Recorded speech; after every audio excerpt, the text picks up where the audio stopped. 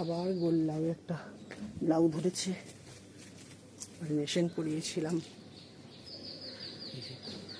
এই দেখুন, এই একটা, এটা হবে কিনা জানি না, তবে এটা মনে হচ্ছে হবে। এটা দেখেছেন, লম্বা লাউও ধরেছে।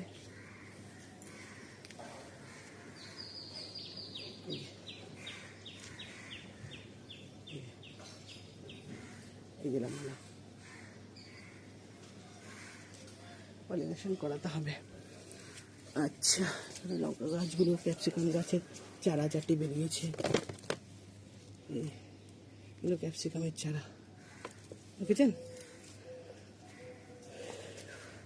বেগুন গাছে আবার একটা বেগুন ধরেছে।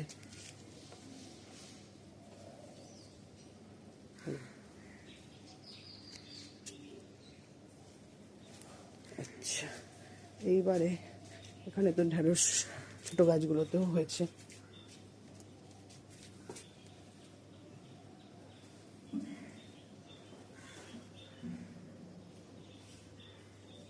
তো হাওয়া দিয়েছিল বন্ধুরা, আমার গাছ পড়ে গেছিল, আবার এসে তুলে দিয়ে গেলাম।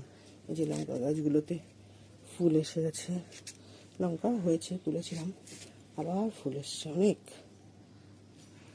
থানকুনি পাতা কালকে তুলে নিয়ে গেছি। এই যে কলমি শাক, কলমি শাক হয়ে রয়েছে, কলমি শাক, পুঁই শাক, ছেঁচি শাক সবই হয়েছে। রসুন, এখানে একটা উচ্ছে গাছের চারা বেরিয়েছে, কচু গাছের পাশে।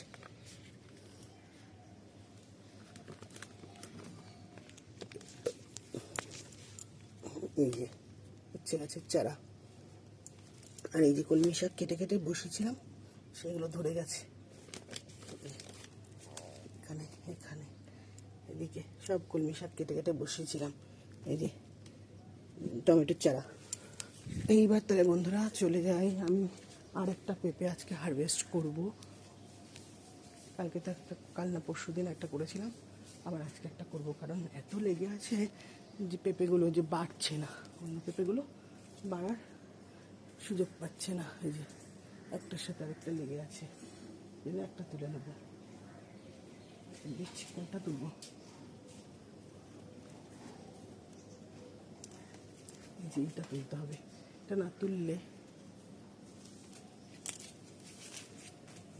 এইটা যদি না তুলি না, তাহলে এইটা বড় হতে পারবে না, স্পেস পাচ্ছে না।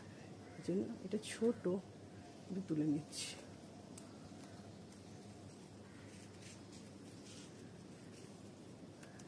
এই এরকম ঘুরিয়ে ঘুরিয়ে এটা তুলে নিলাম, তাহলে আবার খালি হয়ে গেলে স্পেস পাবে। ঠিক আছে, আবার উপর দিয়ে হচ্ছে।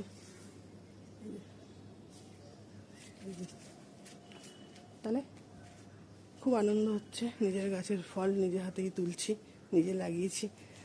এবার সূর্যটা উঠছে, ওই যে হলুদ হলুদ হয়ে, বৃষ্টিটা একটু কমেছে। তাহলে আমি তো ভালো আছি, ভালো থাকবো, আপনারা ভালো থাকুন, সকলকে ভালো রাখুন, এই বলে আমি আমার ব্লগটি শেষ করে দিলাম। টাটা।